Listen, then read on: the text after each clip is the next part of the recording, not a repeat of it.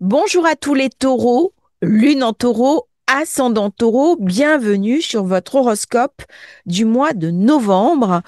Un mois de novembre qui sera intense pour vous parce que Vénus se trouve en début de mois jusqu'au 6 dans son signe nocturne de la Balance et en affinité avec vous, meilleure santé, besoin de trouver un équilibre, besoin d'embellir son quotidien. Par contre, nous allons avoir le 8 novembre Uranus qui revient dans votre signe et qui va ramener beaucoup de perturbations. Alors au niveau des horoscopes du taureau, j'ai regardé un petit peu les configurations en présence. J'ai reçu des textes aussi, j'ai reçu des informations et certaines peuvent être assez denses, assez complexes parce que nous avons bien entendu Pluton qui vient toucher le début du taureau. Donc, si vous avez votre soleil en début de taureau, vous êtes touché par Pluton. Si vous avez votre soleil en fin de taureau, vous allez être touché précisément par Uranus. Donc, c'est un mois où il va falloir mettre en avant sa résilience, où il va falloir prendre les choses avec beaucoup de philosophie. On va retrouver les thématiques qui était en présence avec Uranus Taureau qui vous avait lâché en, en, en juillet 2025. Et ces thématiques uraniennes, instabilité, nervosité, coup de sang, coup de feu, peut-être des engueulades, des frictions avec des proches, va être en place jusqu'en avril 2026. On règle les derniers problèmes. C'est le dernier passage. Après, vous allez pouvoir souffler. Alors, je vous invite vraiment à regarder ce qui s'est passé dans votre vie entre juillet 2025 et maintenant. Quelles sont les embellies, je dirais les bouffées d'oxygène dont vous avez pu bénéficier. Alors, Uranus a amené d'instabilité au niveau des couples. Il était rentré la première fois dans votre signe en mai 2018.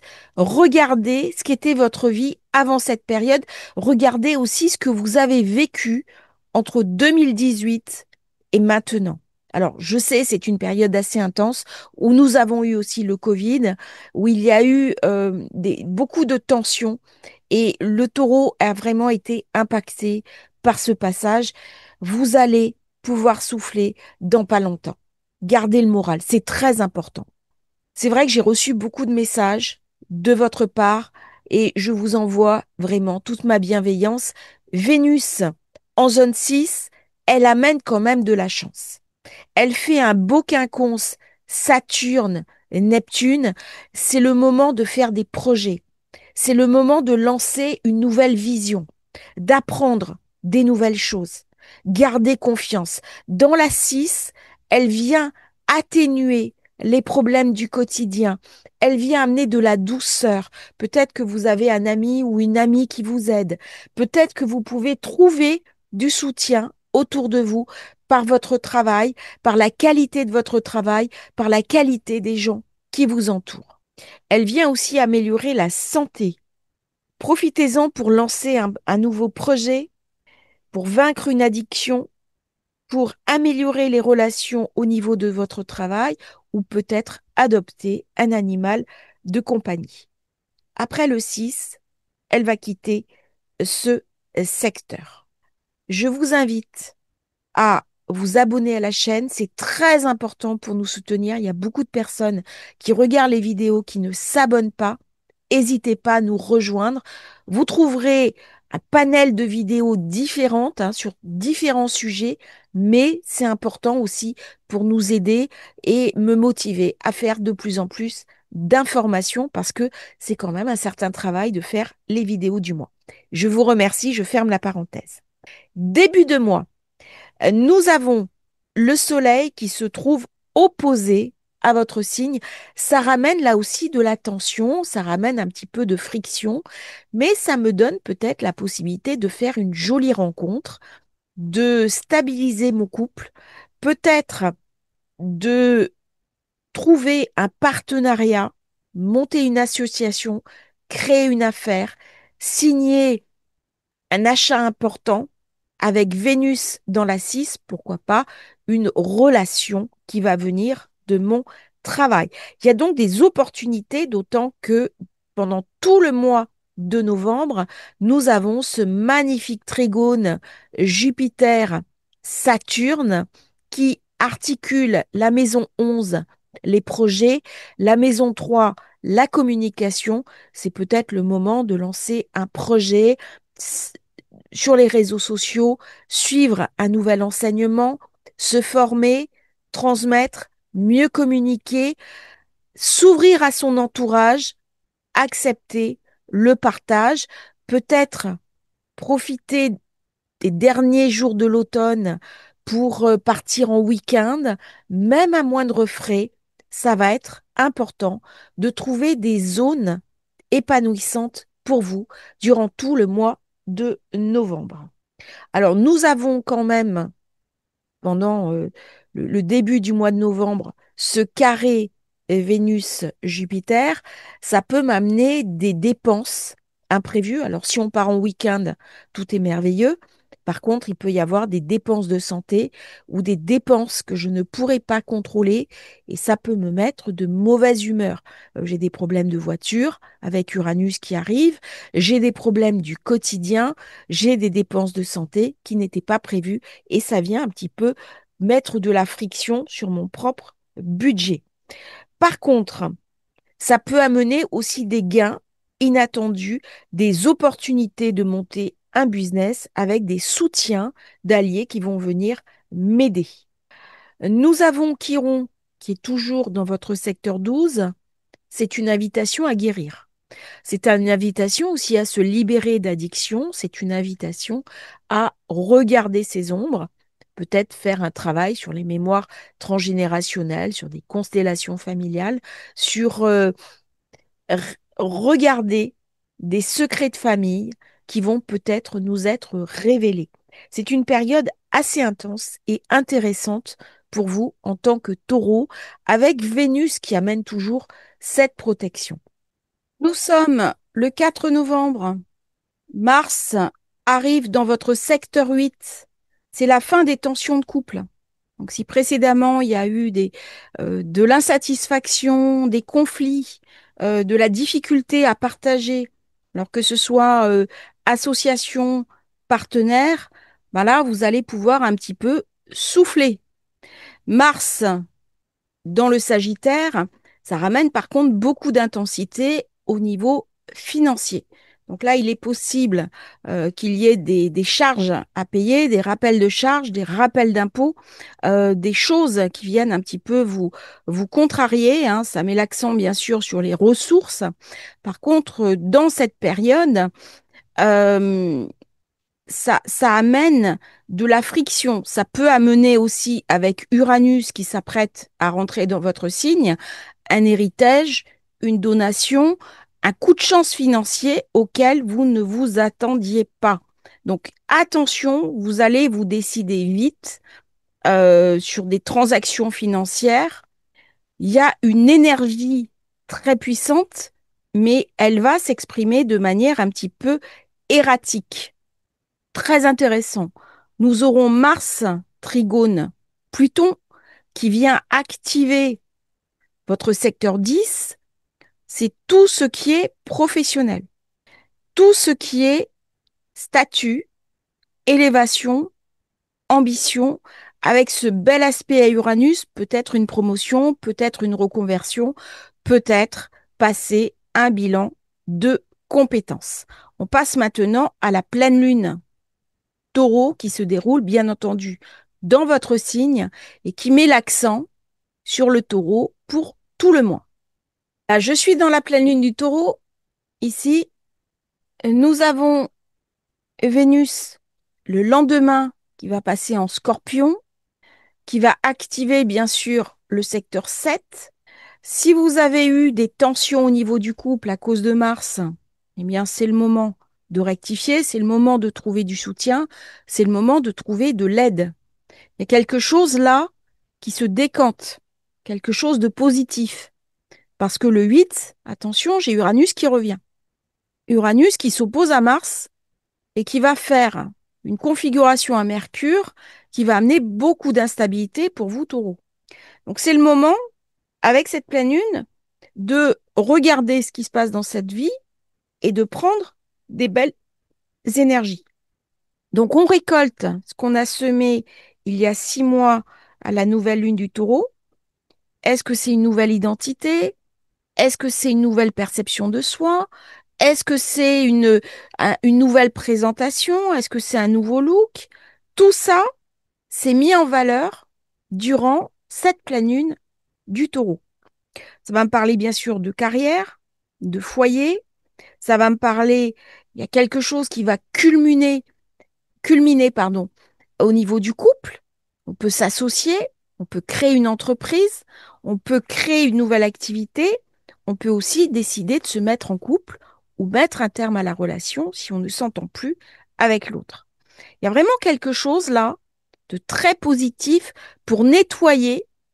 Et là, on va vraiment parler de nettoyage, d'apuration, parce que si on regarde bien, j'ai des configurations très intéressantes avec Vénus qui se retrouve au sommet, qui m'invite à apurer. Apurer mes finances, d'une part, hein, si j'ai trop dépensé, eh bien, comment je vais pouvoir gérer mon budget? Apurer mes tensions intérieures avec Pluton, qu'est-ce que je dois transformer? Et j'ai un iode avec Saturne, donc comment stabiliser ma vie affective, mes besoins, comment stabiliser aussi ma vision du futur. C'est vrai que le taureau, qui est un signe qui aime la stabilité, qui aime les certitudes, là, c'est pas facile parce que ça jongle de tous les côtés. Donc, ça ramène beaucoup d'instabilité. Alors, si on regarde ça d'une manière positive, ça amène des challenges. On ne peut pas rester là où on en est.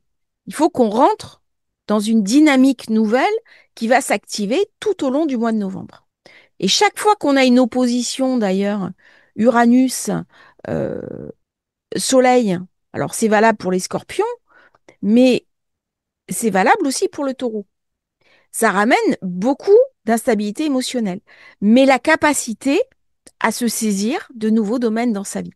Donc c'est vraiment, on n'a pas encore le résultat de ce qui est en train de se bâtir, de ce qui est en train de se construire, mais par contre, on a vraiment un bel éclairage pour se saisir de nouvelles opportunités, pour changer, pour se transformer, pour travailler sur soi-même et pour s'adapter au monde qui est en train de se créer devant nos yeux. Là, nous sommes le 8, c'est la carte du 8. Nous avons bien entendu Uranus qui est rentré pour le coup dans le taureau, qui fait toujours son bel aspect à Pluton, à Neptune. Tout ça, c'est magnifique. Par contre, ça s'oppose à Mars, à Uranus. Comment je vais stabiliser mes actions? Comment je vais m'adapter aux nouvelles limites? Comment je vais pouvoir sortir du cadre? Comment je vais affiner ma découverte de moi-même? Là, on est vraiment dans un besoin de liberté et un besoin de libération. Pourquoi? Parce que le 6 novembre, Vénus est rentrée dans le signe du Scorpion. Elle est au détriment, c'est-à-dire qu'elle est en situation de faiblesse. Cette faiblesse ne l'empêche pas de donner tout ce qu'elle peut à Uranus, mais c'est uniquement sur un mode différent. C'est-à-dire que si je suis en couple, il est possible que mon partenaire traverse une période difficile, que je sois amenée à le soutenir. Ça va m'amener de l'intensité, ça va me ramener par contre la possibilité d'un coup de foudre, d'une rencontre qui n'était pas prévue. Ça peut m'amener aussi un gain soudain ou alors une perte soudaine financière. On est dans une configuration qui est très intense pour les personnes du taureau. Et vraiment, je vous invite à prendre du recul, à stabiliser cette période et à vous adapter. Il y a des changements, hein. J'ai Saturne, Trigone, Jupiter, ça amène des changements durables, ça amène de la chance, ça amène des opportunités, des nouveaux projets, des nouvelles projections. Vous êtes peut-être au bout d'une situation. Regardez comment vous pouvez la changer. C'est une invitation à reprendre en main son destin. C'est pas facile, hein. C'est pas facile parce que il y a une forme de dépossession collective de notre destin où on a l'impression qu'on peut plus maîtriser les choses. Alors qu'au final, il y a une forme d'illusion. C'est Maya, c'est Neptune. Neptune dans le poisson est venu nous raconter qu'on ne pouvait pas faire autrement. Et en fait, si. Et là, quand Neptune va repasser en bélier l'année prochaine, on verra les choses sous un jour différent. Et lorsque Uranus quittera définitivement le taureau, pareil, vous pourrez déboucler sur une nouvelle conception de la vie, beaucoup plus en prise avec vos propres besoins.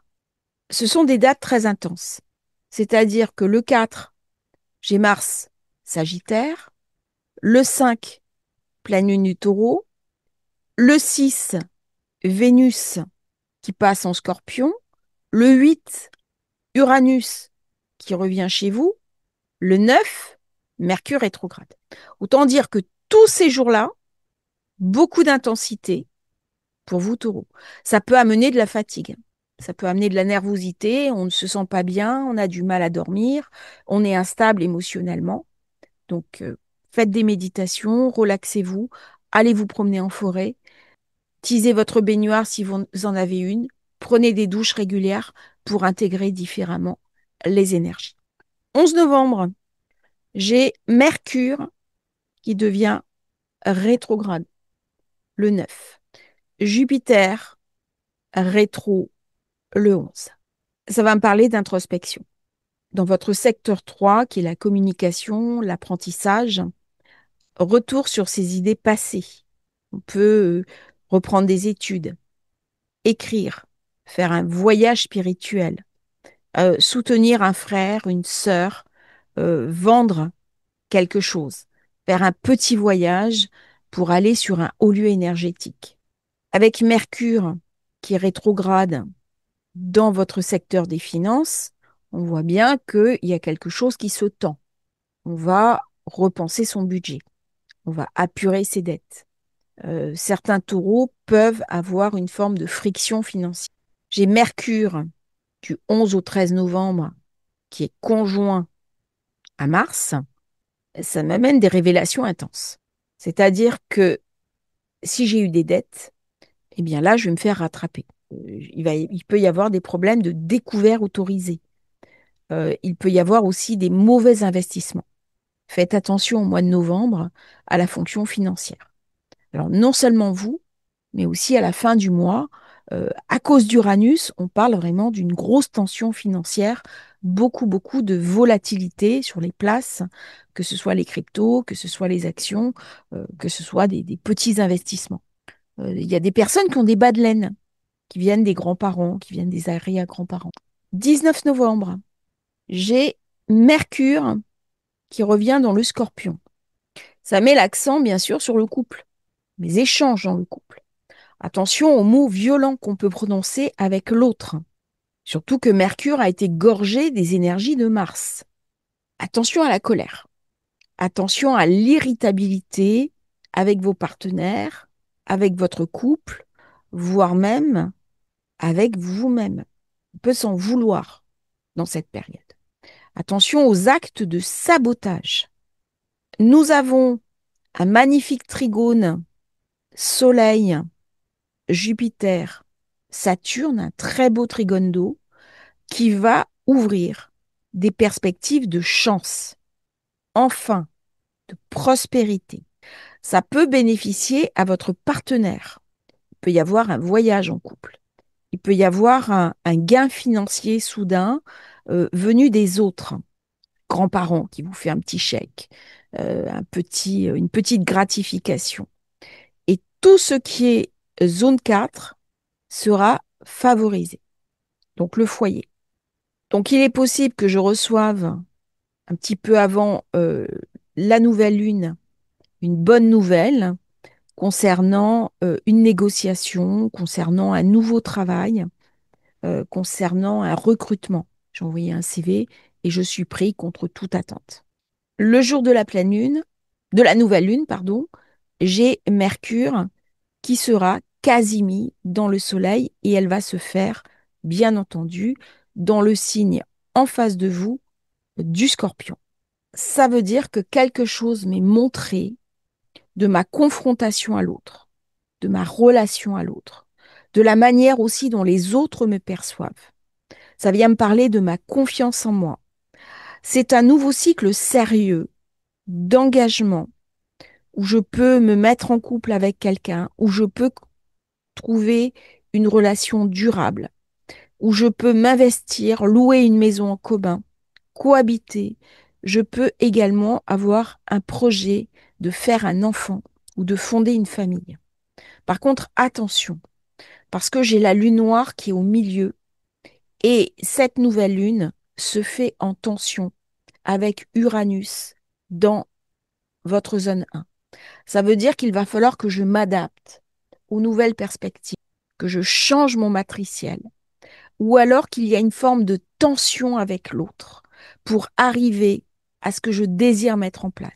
Alors, c'est pas forcément le couple qui est en tension, ça peut être autour du couple, genre les beaux-parents, la belle-mère, les frères, les sœurs du conjoint, de l'autre, qui sont opposés à ma relation. Ou alors les personnes de ma propre famille qui ne voient pas d'un bon œil la personne avec qui je suis en couple.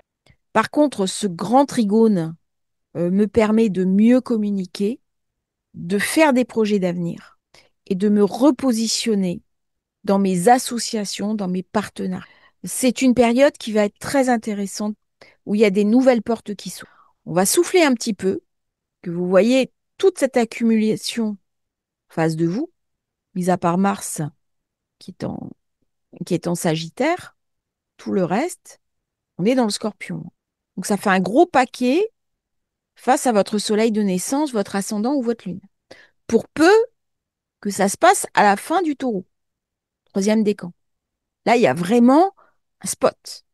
Alors, j'en parlerai plus longuement quand je ferai les vidéos nouvelle lune et pleine lune.